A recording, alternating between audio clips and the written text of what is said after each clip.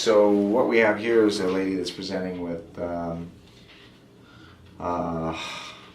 lower buttock pain in the area of the ischial tuberosity, which is the bones that you sit on down here, starting in this region, in this area, and down in here, going down the posterior leg, down into the posterior lower leg, into the calf, which is indicating the irritation, obviously, of the sciatic nerve, which is the distribution of that particular nerve.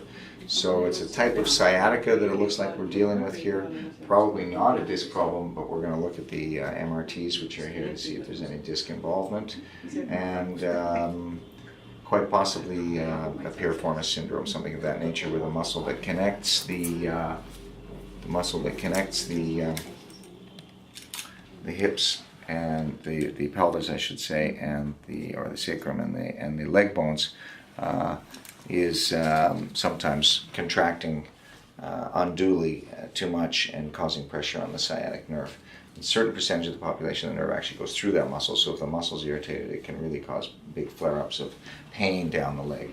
Well, let's take a look at the MRT right now and see what's here. She does have some small disc bulges, but there's a good percentage of the population that can have disc bulges without symptoms, so it doesn't mean that that's where the symptoms are coming from. These discs here would probably not be causing a distribution of pain the way that she's experiencing it. She tell her that she does, the discs are pushing out a little bit, but and even forward as well. What I'm looking at now is I'm looking at the size of the legs, the muscle girth, the girth of the legs, to see if there's any decrease. Looks like there's a little bit smaller on the left, but she might be right-handed. And if she's right side dominant, then that would be bigger anyway. She right-handed? Yeah. A little more fullness here. Definitely looks like there's not as much fullness here. Let's see the difference here. Yeah, there's more substance on this side and less on this side. So it looks like there might have been some atrophy of this muscle on this side if we compare the difference. The whole hand is indenting there. Let's pull it up so we can see now. Oh, definitely an indentation here, right here, and that's very full on this side, so there's definitely a difference on this left side. Okay. Then bending, moving doesn't really bother her. Backward is painful. Painful. Yeah. There. Okay, so that's now something else to some extent. If extension is painful, it's a possibility that there might be some irritation. Certainly the sciatic nerve is going to have roots from L5-S1 in through here, coming down into that nerve.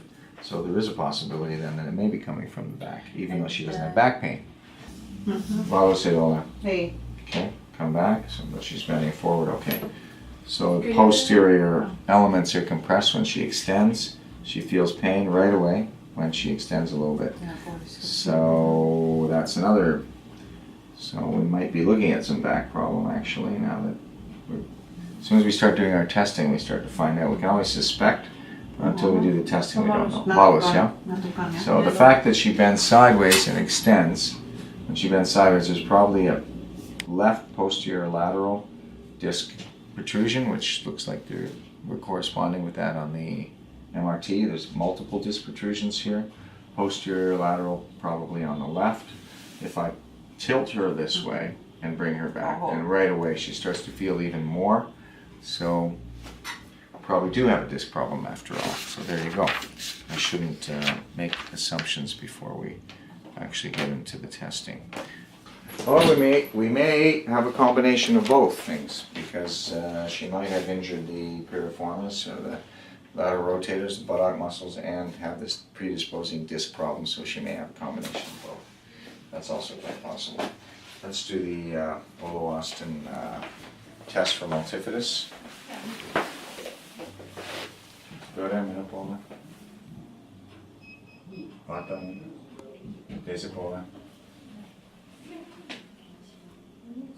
She's turning about the same. baseball. It's turning about the same. Yeah, all these segments 3, 4, and 5, which where the discs are pushing back, are actually rotated as well to the left and fixated in that direction. Very volus, yeah. So 5, 4, 3, and 2 are all twisting. Aola volus, not on the right. So we got some nerve root irritation more than likely here. Now in this position we can see that there is some degeneration or some atrophy, a little bit of atrophy on this left side compared to the right. Looking at the leg lengths, the left leg is longer, almost always invariably whatever side is the side of the long leg is usually the side of involvement and pain. That's most commonly indicating that the pelvis is actually extended. It's extending and it's turning downward from the top, pushing down that leg and making it appear to be functionally longer. Pseudo-desipole? Aha. So there we have a very significant weakness and pain as well. When we put the piriformis under stress, it completely gives way. Hoya to Gavesti? No, she can't do it. She can't hold it at all, in fact. So there's definitely dysfunction of those lateral rotators. Now, it's also possible that these lateral rotators are not functioning because of compression of the nerves here and lack of nerve supply in there. All right, so with this case, we have to bring her back for a special Trigenics procedure. And we really should do some decompression of the spine because there's a definite clear indication that there is, that those discs that we saw are symptomatic, not asymptomatic, and largely contributing to the symptom pattern. Let's actually see what's happening in the piriformis. A little bit, valosia, yeah? Not kinesia, yeah? Yeah. She gets some discomfort there, but she may also get some here, I don't know. No? Follows, yeah. So the nerve is definitely irritated. She's got some irritation of this nerve all the way down. So when I do this procedure, that's all painful. I'm going to actually work on all of these trigger points as well. That's also very painful for her, not so bad here.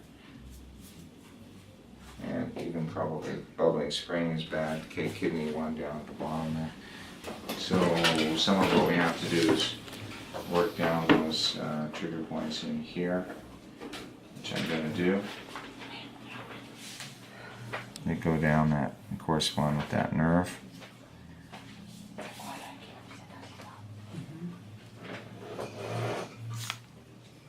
One thing we are going to do for her today, because we have the MRI and we have the x-rays, I'm going to do a very light manipulation to try and take a little bit of pressure off those nerves for her. And but it's not the fixing thing, and then just going to try to do a little bit of light manipulation to take some of the pressure off those nerves, and we're going to do some laser as well on that disc before she leaves, and then we'll schedule her for her program of care.